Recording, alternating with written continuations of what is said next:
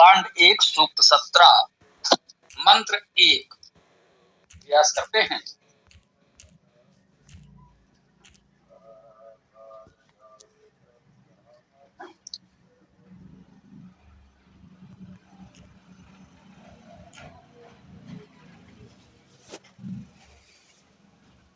ओम अमूर्या यन्ति ये शीतो हीरा लोहित वाससः अभ्रातरः युः जामयस्तिष्ठन्तु हतवर्चसः।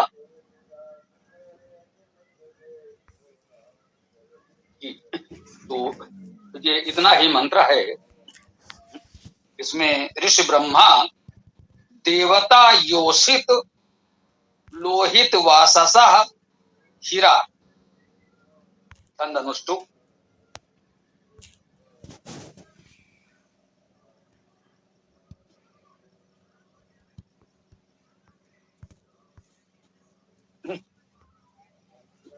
तो ऋषि तो ब्रह्मा है।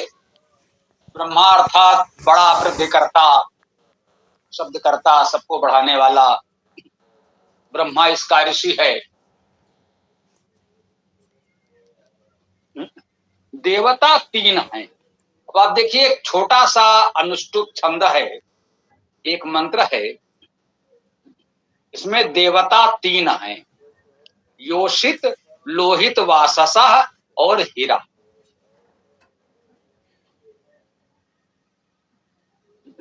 इसका एक सामान्य सा जो अर्थ किया गया है उसे हम पढ़ देते हैं।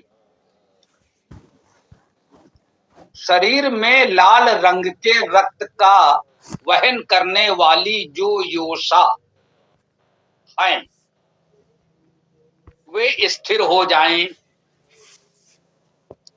जिस प्रकार भाई रहित निश्चेत बहिनें बाहर नहीं निकलती, उसी प्रकार धमनियों का खून बाहर ना निकले।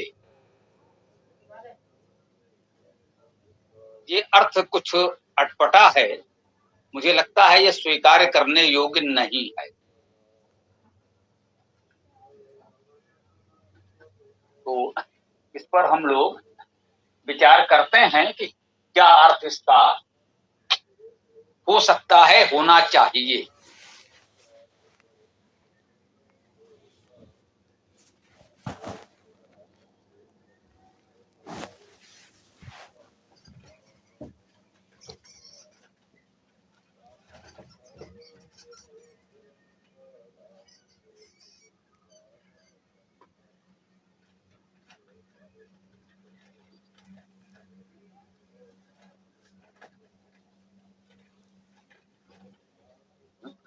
इसका ये दूसरा जो अर्समझ का भाष्य है, शंकरण दास त्रिवेदी जी का किया हुआ, इसको भी देख लेते हैं।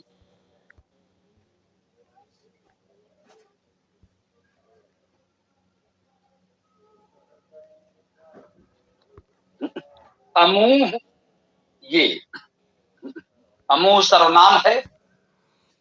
इसका अर्थ ये, यह, यह का बहुवचन ये कर सकते हैं। या जो, या का अर्थ जो, सर्वनाम है, ये भी हम लोग जानते हैं। योषिता, योषिता का अर्थ यह है सेवा योग्य व सेवा करने हारी। ठीक है ना।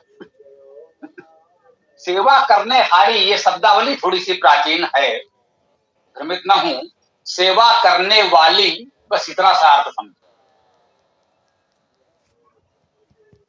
100 वर्ष पहले, 150-200 वर्ष पहले इस प्रकार के प्रयोग होते थे भाषा में।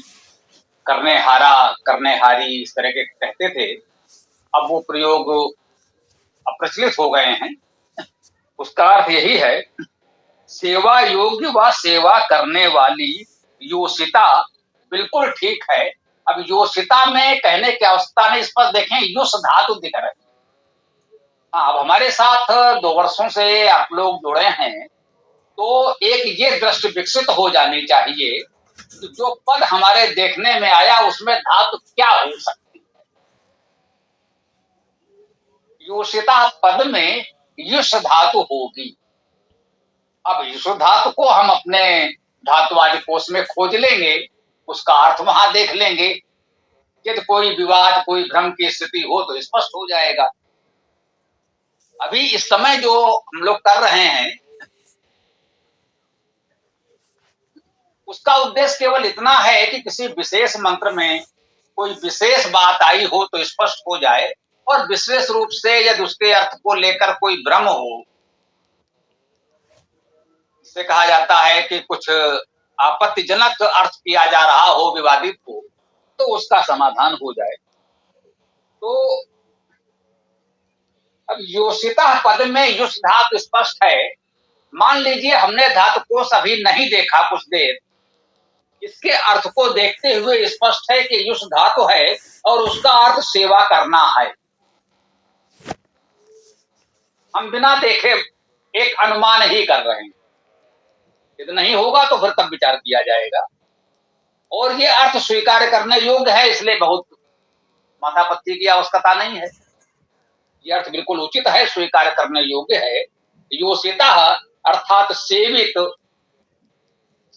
सेवा योग्य, सेवा करने वाले। अब ये करने वाली और करने वाला, इस प्रकार का लिंग भेद सामान्यता नहीं होता संस्कृत भाषा में, वैदिक भाषा में। अब उस दृश्य देखेंगे तो योषिता पुल्लिंग में ही माना जाएगा। यहाँ पर सेवा करने हारी अर्थात सेवा करने वाली कह दिया गया है। और जो पद प्रयुक्त हुआ है वेद मंत्र में वो योषिता है, तो सेवा करने वाला, सेवा योग्य, यही अर्थ आएगा। यदि माने तो ये पुल्लिंग में ही है, स्त्रीलिंग का तो कोई संकेत है ही नहीं। लोहित वाससा, देखिए लोहित वाससा पद पर आपको विचार करना होगा। इसमें समास है, दो पद हैं, लोहित और वास। लोहित का वास, जिसमें लोहित का वास हो वो लोहित वाससा, जो लोहित में बसा हो वो लोहित वाससा ना। ये समास पद है और उसका विग्रह दो प्रकार से कह सकते हैं। लोहित का वास, लोहित में वास, जिसमें लोहित का वास हो वह, और लोहित में जिसका वास हो। लोहित का वास जिसमें हो और लोहित में वास जिसका हो, ये दो अर्थ इसके आप कर सकते हैं समास की दृष्टि से। तो लोहित में बसने वाला या जिसमें लोहित बसता है, ये तो एक अर्थ हो गया। अब दूसरी बात आई कि ये लोहित क्या है। ये प्रश्न भी आएगा, ये लोहित क्या है, जिसको बसना है या जिसमें बसना है। तो अब इसमें लू धातु होगा, यदि होती होगी तो लुह धातु होगी, वैसे है नहीं। में बा का लोप होकर लुह बचेगा। वहन का वोढ़ा होता है, वहन करने के अर्थ में वह धातु से। गूढ़ गुह धातु है। तो वर्णों का आगम और लोप इस प्रकार से होता है। और विशेष रूप से ये भी वर्णों का आगम और लोप तो एक बात है, एक बात और थोड़ा सूक्ष्मता से देखें। कुछ वर्णों में दो वर्ण मिले होते हैं, उनको एक ही वर्ण कहा जाता है, उनका विग्रह नहीं किया जाता संधि आदि के नियमों। जैसे का एक वर्ण एक अक्षर हो गया, जब आप खा कहते हैं तो उसमें सूक्ष्म हा की ध्वनि है। का में सूक्ष्म हा जुड़ेगा तो खा हो जाएगा, का में सूक्ष्म हा जुड़ेगा तो घा हो जाएगा। तो इसे हन धातु है मारना। अब इसका घन रूप मिलता है, शत्रुघ्न नाम जो हमने सुना है, शत्रुघ्न, तो वो शत्रुघ्न भी उसे कभी लिख देता है। शत्रुओं का हनन करने वाला, अर्थ यही है। अब हन धातु से सीधे शत्रुहन लिखें या शत्रुघ्न लिख दिया, इस हा का घा हो गया, अर्थात हा से पहले गा का आगम हो गया। अब ये भाषा शास्त्र का विषय है, पता नहीं व्याकरण इसमें कितनी सहायता कर पाएगा। व्याकरण के सूत्रों को लेकर विद्वानों को शास्त्रार्थ करने दीजिए, हम लोग सहज सरल तरीके से इसको समझने का प्रयास करें कि ये महाप्राण ध्वनियां कहलाती हैं व्याकरण में, वर्णोच्चारण शिक्षा में, जिनमें सूक्ष्म हा की ध्वनि मिली होती है। तो इस प्रकार से लुह और लुभ भी हो सकते हैं। मैं व्याकरण का कोई सूत्र उद्धृत नहीं कर रहा हूं कि किस व्याकरणाचार्य ने कहां पर ऐसा लिखा है। हो सकता है किसी ने लिखा हो सकता है ना लिखा हो, परंतु जो प्राकृतिक सत्य है वो है। वेद को पढ़ते समय आपको ऐसी प्रवृत्तियां मिल रही हैं, तो एक बार यदि आप ऐसा प्रयोग करें अर्थ करने में, तो स्वीकार्य होना चाहिए, क्योंकि यह प्रवृत्ति है वैदिक भाषा, ठीक है ना। यदि सीधा सीधा धातु मिल जाएगा तो उसको हम महत्व देंगे, ये बात भी सही।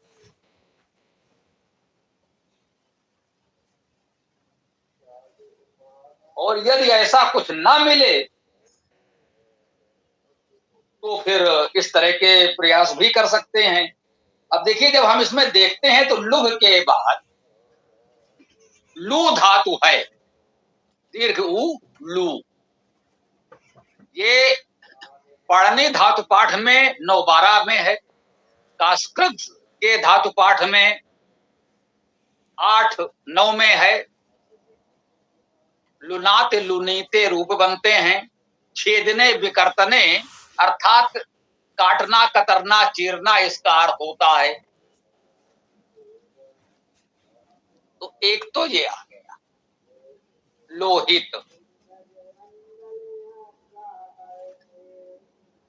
काटना चीरना के अर्थ से लेंगे जो काटा चीरा गया हो या काटने चीरने वाला हो, ये अर्थ किया जा सकता है विशुद्ध व्याकरण की दृष्टि से, धातुज अर्थ से। लोहित वाससा,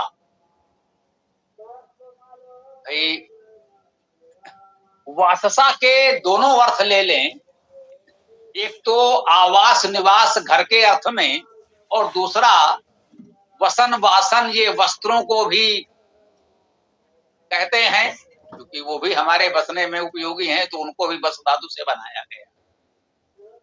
वास वसन वासन ये वस धातु से ही बन रहे हैं, और इनका अर्थ निवास, घर, वस्त्र, बर्तन आदि सब। तो हम घर बनाएंगे तो भी लकड़ी आदि को काटना चीरना पड़ेगा। कपड़े बनाएंगे तो उसको भी पहनने के लिए काटना सिलना पड़ेगा। विभिन्न वस्तुओं के, धातुओं के, पत्थर के, मिट्टी के बर्तन बनाने में भी कहीं ना कहीं कुछ इस प्रकार की प्रक्रिया करनी पड़ सकती है। तो अभी आपसे चर्चा करते हुए मन में एक विचार आया, आप चाहें तो इस मंत्र को इस अर्थ में आप इस उद्देश्य से भी ग्रहण कर सकते हैं कि घर बनाने या वस्त्र आदि में काटने चीरने सिलने की प्रक्रिया भी आपको इस मंत्र में मिल रही है। तकनीक का आरंभिक विकास संकेतित है, आगे आप कितना विकसित करें वो आपके ऊपर है। हम लोग तो कहते ही हैं कि वेद में केवल संकेत होता है, शेष आपको विकसित करना पड़ता है। बिल्कुल ठीक है।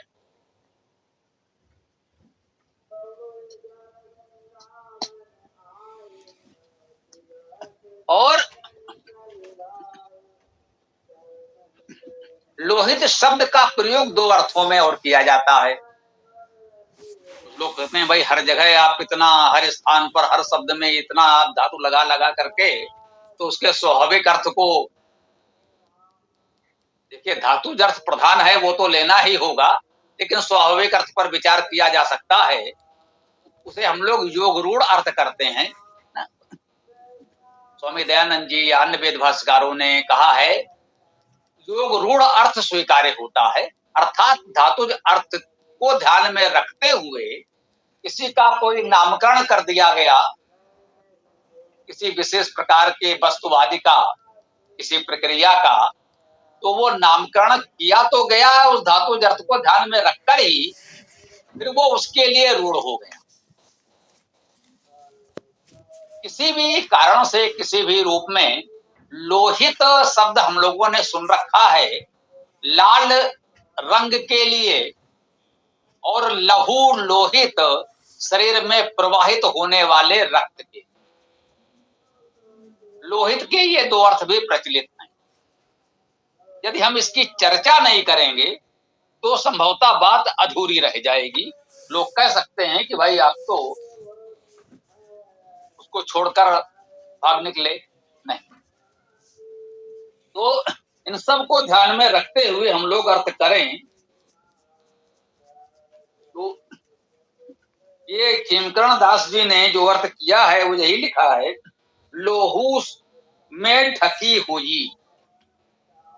लोहू से अर्थ उनका यहाँ लोहित रक्त से ही है संभवतः। हीरा, अब हीरा में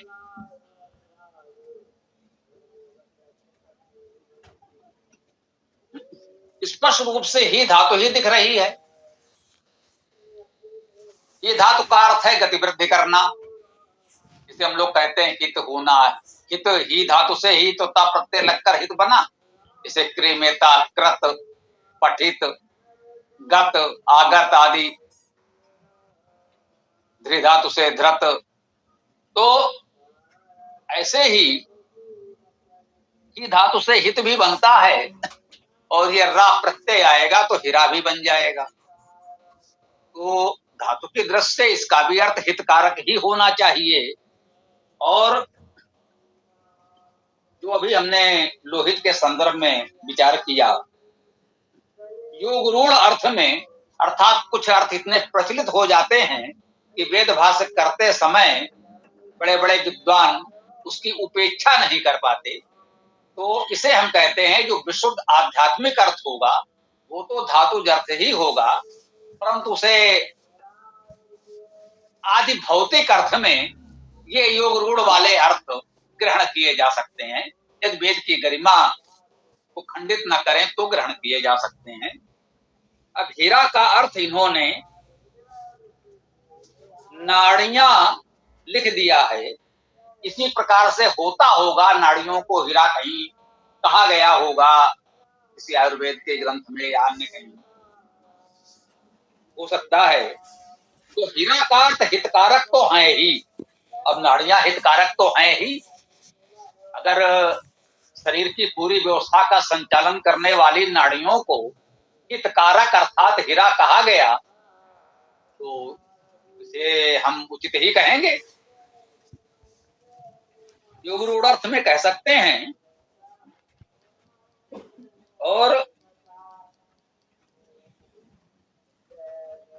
यंति पद आया है, यह क्रिया है, या धातु जाना चलना, यन धातु भी है, यंत्र नियंत्रित करने के अर्थ में भी, यमन आदि के अर्थ में भी, गति के अर्थ में तो सहज भाव से है ही, उसमें तो कोई समस्या ही नहीं है। यंत्र अर्थात चलती हैं। इसके बाद आ रहा है मुख्य बात, मुख्य विषय जिसके कारण हमको ये बात करनी पड़ रही है, वो है अभ्रातरा। भ्रातरा का अर्थ बिना भाइयों की कर दिया गया। भ्राता का अर्थ भाई होता है, आ का अर्थ नहीं है, आ उपसर्ग है नहीं के अर्थ में। अभ्रातरा का अर्थ भाई न होना, इतना ठीक है। अभ्रातरा हम उन सबको कह सकते हैं जो हमारे भाई नहीं है। कहते हैं भाई ये कैसा भाई, ये हमारा भाई नहीं। कभी कभी सगा भाई होता है और उसके कुछ व्यवहार आदि को देखकर कहना पड़ता है नहीं भाई अब तो मेरा भाई नहीं हो सकता, तो मेरा भाई इससे वो सगा भाई। लेकिन आचार व्यवहार को देखते हुए कभी कभी ऐसा हम लोग एक वचन मुहावरे के रूप में किसी रूप में कह लें हम प्रयोग कर देते हैं कि भाई नहीं, अभ्रातरा वो भाई नहीं, भाई होते हुए भी नहीं है, ये अर्थ भी हो सकता है। अभ्रातरा पद भी पुल्लिंग में है यहाँ पर, ये भी हमें ध्यान रखना है।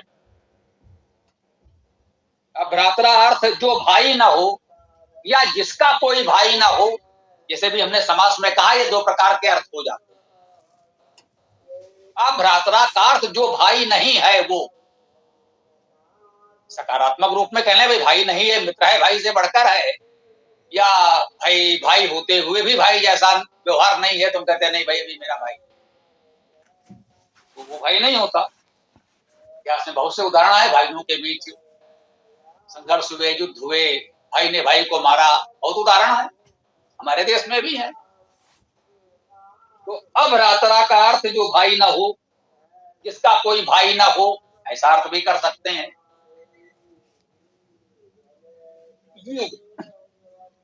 अभ्रातरा युग भाई रहित के समान, लेकिन अभ्रातरा ये पुल्लिंग में है, ये ध्यान रखें, क्योंकि ये संभवतः इसको लेकर जो विवाद है वो इसका स्त्रीलिंग में अर्थ करने के कारण है, ऐसा मुझे लग रहा है। वो जामया, जामया जामि का बहुवचन है, ये तो स्पष्ट है। जाम या जामी पद हो सकता है जिसका बहुवचन जामया बन जाएगा। अब इसका क्या अर्थ हुआ, इस पर विचार किया जाए।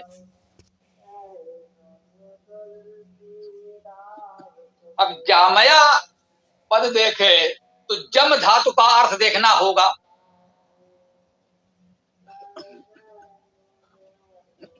जम धातु का अर्थ तो भोजन करना है,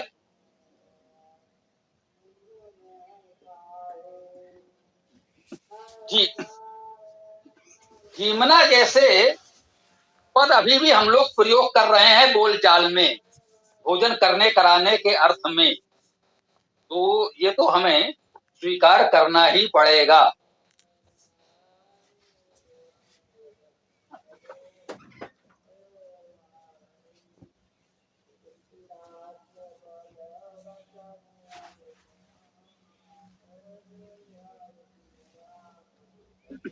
जी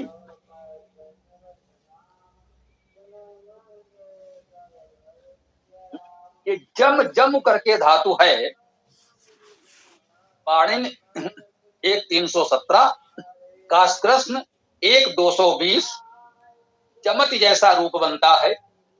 इसका अर्थ है अदने भक्षणे गतौ। देखिए भोजन के अर्थ में तो हमने आपको बताया सहज भाव से होता ही है,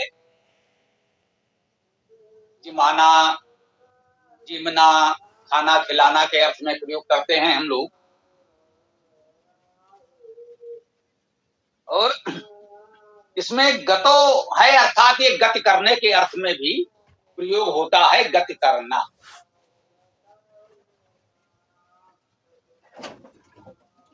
तो जामया का अर्थ खाने वाले, खिलाने वाले, गति करने वाले, ये अर्थ हो सकता है शाब्दिक अर्थ।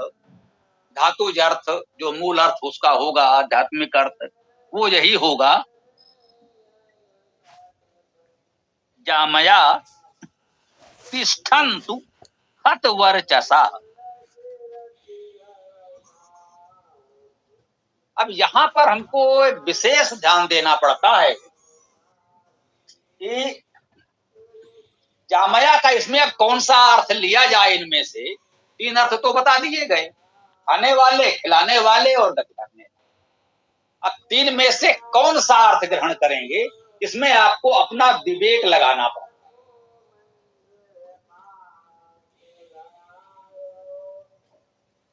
अब भ्रातरायु भाई रहित के समान, जो भाई न हो उसके समान, जामया खाने वाले, खिलाने वाले, गति करने वाले। अब तीन में से देखिए कौन सा अर्थ अभी हम लोग ग्रहण करेंगे।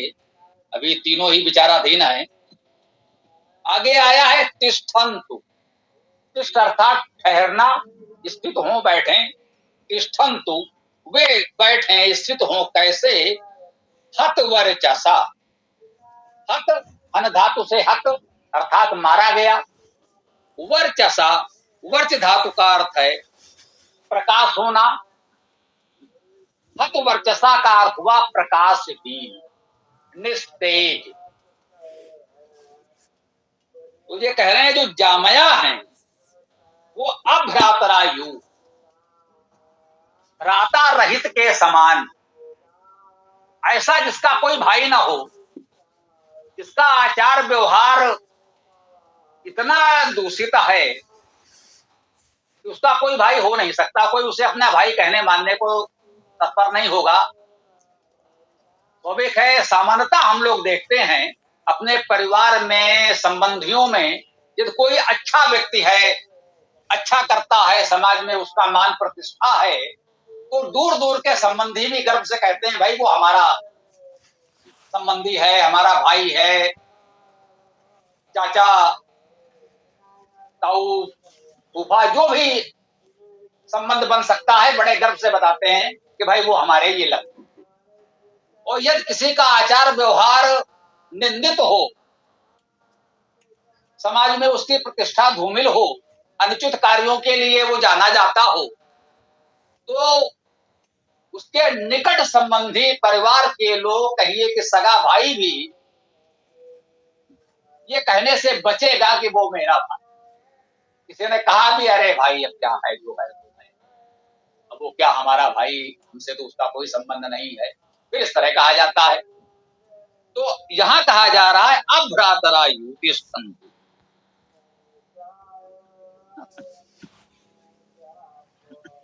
भाई रहित के समान, जिसका कोई भाई ना हो, जो हमारा भाई ना हो सके, किसी का भाई ना हो सके, उसके समान जामया तिष्ठन्तु, ये स्थित हो और प्रकाशहीन निस्तेज होकर स्थित हो।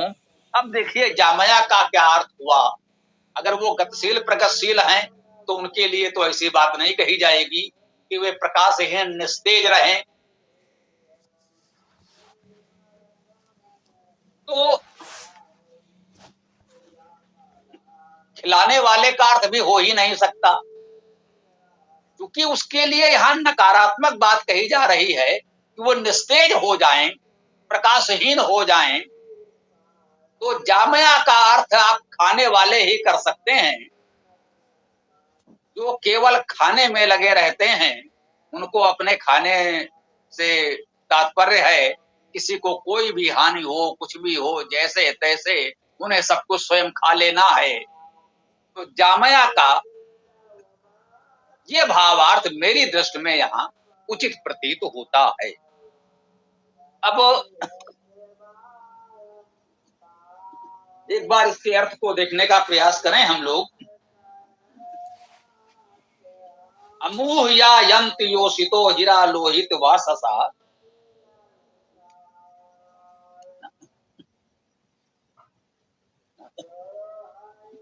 अमूह ये या जो योषित, सेवा योग, सेवा करने वाले। लोहित वाससा, लोहित वास वाले हैं, लाल रंग के वास वाले, वस्त्र वाले, या कह सकते हैं काटकर वस्त्रों को सिले हुए सुंदर उत्तम वस्त्रों वाले हैं, लोहित रंग के वस्त्र वाले हैं। जी अभी देखिए ये बात करते हुए इस समय हमको ध्यान आया, कोई चाहे तो इस मंत्र को इस रूप में भी उद्धृत कर दे। देखिए लोहित वाससा, लाल रंग के वस्त्रों की बात तो अथर्ववेद में भी आई है। जो साधु सन्यासी हमारे यहाँ कुछ इस प्रकार के रंग के वस्त्र पहनते हैं, तो कोई चाहे उस पक्ष में इस मंत्र को प्रस्तुत कर सकता है। मैं स्पष्ट कर दूं कि मेरे विचार से वैदिक काल में ऐसा कोई नहीं संकेत मिलता है कि किसी वर्ग विशेष का कथित रूप से ऋषियों का कोई विशेष वस्त्र होता था। सब सामान्य गृहस्थ लोग थे और सहज भाव से रहते थे, ऐसा कुछ नहीं था उनके साथ। फिर भी भाई समय के साथ बहुत सी बातें होती हैं। कोई चाहे तो इस मंत्र को इस रूप में उद्धृत कर दे। अब हम यही कहेंगे कि भाई चलो अच्छी बात है, इसी रूप में सही आप वेद को पढ़ें, वेद में आपके पक्ष का कुछ मिले अपनाएं, तो वेद का स्वाध्याय करें, ये अच्छी बात है। शेष उसका ऐसा कोई भावार्थ यहाँ हमें नहीं प्रतीत होता। जो हमने आपको बताया कि लोहित वाससा, लोहित वास वाले हीरा हितकारी यंत्र चलते हैं, तो ये तो अच्छी बात कही कि वे जो सेवा योग सेवा करने वाले हैं, वे लोहित वास वाले हितकारी चलते हैं, सबके हित में कार्य करते हैं, ये भावार्थ ग्रहण कर लें। और कहा गया जामयायु हत वर्चसा तिष्ठन्तु, जामया तिष्ठन्तु हत वर्चसा, कि वे जामया, वे खाने वाले, हत वर्चसा तिष्ठन्तु, अब भ्रातरायु, जो वे भाई न होने के समान, जो भाई हैं उनकी बात नहीं हो रही, जो ऐसे हैं जिनको हम भाई नहीं मान सकते, उनके समान ये खाने वाले लोग जो स्वार्थ में लिप्त हैं, खाने वाले का भावार्थ यही समझें जो स्वयं खाने में स्वार्थ में लिप्त हैं। वैसे तो भोजन हर कोई करता है, तो यहाँ पर वो जामया क्यों कहेंगे? इसलिए कहेंगे यहाँ भावार्थ उसका वही है जो बस खाने में ही लगे रहते हैं, जैसे हम लोग भी कहते हैं। तो आगे आप लोग बताएं इस मंत्र में और क्या विशेष बात थी, क्या कुछ और इसमें अपेक्षित है, कि आपका जो भी विचार आदि हो रखें। ओम।